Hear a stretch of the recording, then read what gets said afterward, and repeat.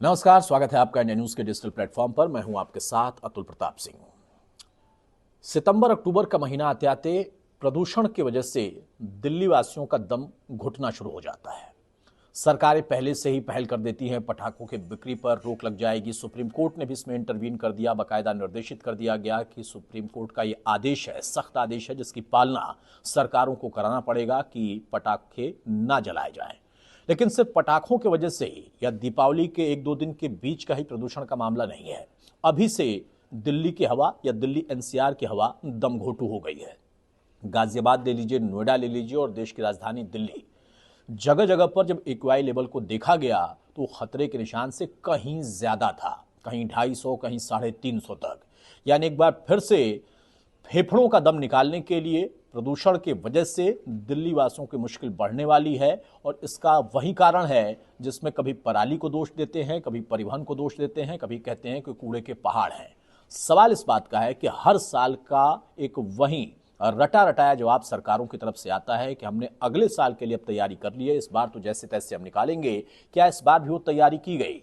वो चाहे दिल्ली सरकार की तरफ से हो, वो चाहे उन टेक्नोलॉजीज का जिसका पहले जिक्र किया गया था कि हमने ये मशीनें मंगवा ली हैं ताकि अगर प्रदूषण अचानक से बढ़ता है, हवा खराब होती है, तो लोगों को कम से कम एक ऐसी हवा तो मिल पाए कि वो सांस ले पाए। लेकिन फिर से वही स्थिति दिल्ली वालों के लिए है, दिल्ली वासियों के लिए, एनसीआर के लोगों के लिए है, जहां पर उनका दम घुटना तय दिखाई दे रहा है।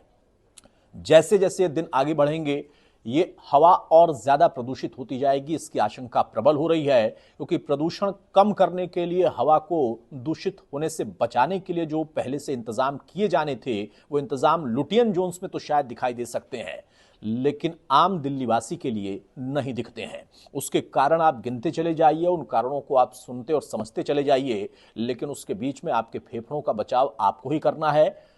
कैसे कर सकते हैं इस पर आप विचार करिए, क्योंकि सरकारों के पास विचार करने का शायद अभी फिलहाल समय नहीं है। वो राजनीति में एक दूसरे पर आरोप प्रत्यारोप लगाना शुरू हो गए और ये कहते हुए कि इस बार ऐसा इस वजह से हुआ है, इसके लिए हमने तैयारी यहां तक तो की थी, लेकिन वो तैयारी आधी अधूरी दिखाई दी।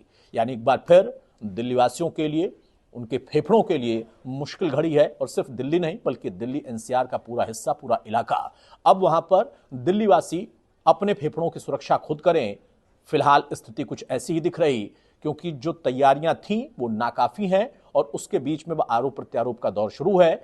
सुरक्षित रहना है, अपने आप को बचाना है, अपने घर परिवार के उन छोटे बच्चों या बुजुर्गों, जितना कम से कम दूषित हवा में वो बाहर निकल पाए, या फिर जो सुरक्षा के और इंतजाम किए जा सकते हैं, मास्क लगाना, ये सारे इंतजाम खुद आपको ही करने पड़ेंगे, क्योंकि सरकारों का हाथ तंग हो जाता है ऐसे मामलों में आते आते। और फिर से दिल्ली में फेफड़ों की दिक्कत होने वाली है, लोगों की मुश्किल बढ़ने वाली है।